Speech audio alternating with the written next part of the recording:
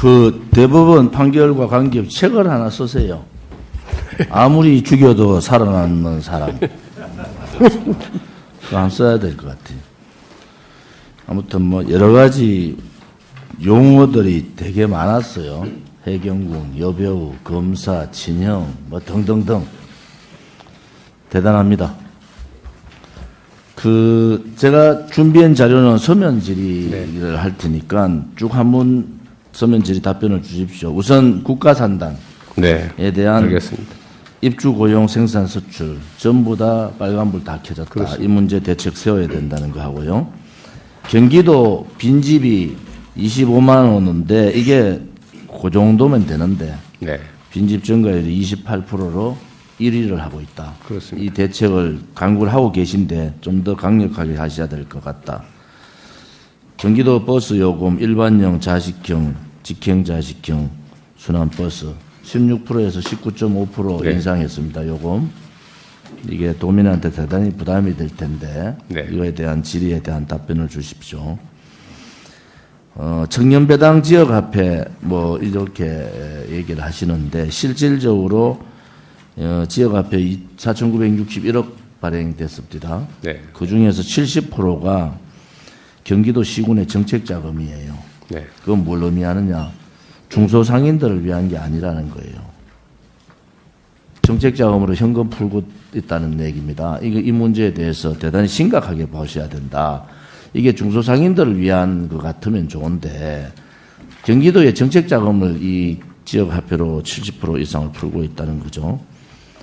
아프리카 돼지열병은 제가 조금 더 묻겠습니다. 일본 수출 규제 직격탄이 경기도가 맞고 있는 건 사실이에요. 실질적으로 저는 자초했다. 경제가 이렇게 어려운 상황에서 수출이 꺾이고 그다음에 생산 뭐 대부분 다 꺾여버렸는데 일본 이 경제 수출 규제 방법 이 부분은 정부가 자초인 거다. 그 영향이 앞으로 더 커질 거다. 이게 빨리 정리를 해야 된다. 이런 말씀을 드리고 이 모든 부담이 기업하고 국민에만 가지 정부 위신 때문에 기업 국민이 죽게 생겼어요. 이게 전국적인 현상으로 나타나서 이 부분에 대한 답변을 좀 주시면 제가 잘 읽어보겠습니다. 조국 씨에 대해서 이렇게 얘기하시는데 오늘 인사말에 경기도의 두 가지 구호, 새로운 경기와 공정한 세상. 공정한 세상은 누구에게나 공평한 기회와 공정한 경쟁이 보장되는 조국 씨가 잘못한 것이 이거예요. 젊은 사람들의 귀에 균등을 깨버렸다는 거하고 공정이라는 단어를 잃어버렸다는 거. 최소한대로 경기도지사가 공정국까지 설치하는데 굳이 거기에 끼어서 얘기할 필요가 있었느냐. 이 문제를 좀 지적하겠습니다. 그리고 돼지열병 좀 말씀드릴게요. 남북 교류 대단히 2년 반 동안 떠들었어요. 지금 중국이 아프리카 돼지열병이 작년에 퍼져서 1억 5천만도 날라갔습니다. 그건 알고 계시죠? 중국이 손해가 어느 정도 난지는 아십니까? 168조가 났어요. 제가 이 말을 왜 말씀드리느냐. 그리고 올 5월 달에 북한의 아프리카 돼지열병이 터졌습니다. 평양북도를 비롯한 북한의 대부분의 지역이 돼지가 없습니다. 평양북도는 한두도 없습니다. 한 마리도 없다고요. 이게 올 5월 달에 터진 거예요. 9월 달에 9월 16일 날 처음 터졌죠. 연천에서. 그죠? 자, 이 4개월 동안 정부가 남북 교류한다고 그렇게 떠들던 정부가 방역 회의조차 한 번 안 하고 접견 지역 경기도는 이 지금 보세요. 뭐 남북 관계 해가지고 이것도 만들고 저것도 만들고 쭉 해놨는데 도대체 뭘 했냐는 거야. 도대체 중국이 저렇게 1년 동안 싹쓸이를 하고 북한이 5월 달에 퍼져가지고 북한 전역에 돼지가 거의 사라지는 상황인데 이 문재인 정권이 뭘 하고 이재명 경기도지사가 도대체 뭘 했냐는 거예요. 남북 얘기만 하고 평화 얘기만 하면 되는 겁니까? 이것은 인재예요, 인재. 인재도 대단히 큰 인재라고. 이 부분을 한번 얘기를 해보세요. 저는 이 5개월 동안을 그냥 손 놓고 있었던 이 정부가 너무 한심하다는 거예요. 지금 말들은 그래 하잖아요. 아무 백신도 없고 치료제도 없다. 그러면은 그 5개월에 북한에 들어왔다 중국에 그 사건 터질 때 벌써 우리는 방역체제를 가지고 어떤 방법을 찾아내야 되잖아요. 백신이 없고 약이 없다고 그냥 가만히 놔두면 되는 겁니까? 그러면 지금 가만히 놔두면 충남까지 다 터지잖아요. 제가 말씀드리는 것은 경기도의 공무원들이 지금 엄청 고생하는 거예요. 우리가 충남 국감하고 왔잖아요. 충남 도민들이 경기도가 좀 막아달라. 하소연을 하더라고. 왜 국민들이 이렇게 무능한 정부 때문에 국민이 이렇게 당해야 됩니까? 한번 얘기해 보세요. 제가 볼 때는 작년부터 올해까지 정부는 손 다 놓고 있어요. 남북 교류 얘기만 하고 평화 얘기만 했지 이 아프리카 돼지 열병에 대해서 회의 한 번 안 했어요. 그것이 화가 난다는 거예요.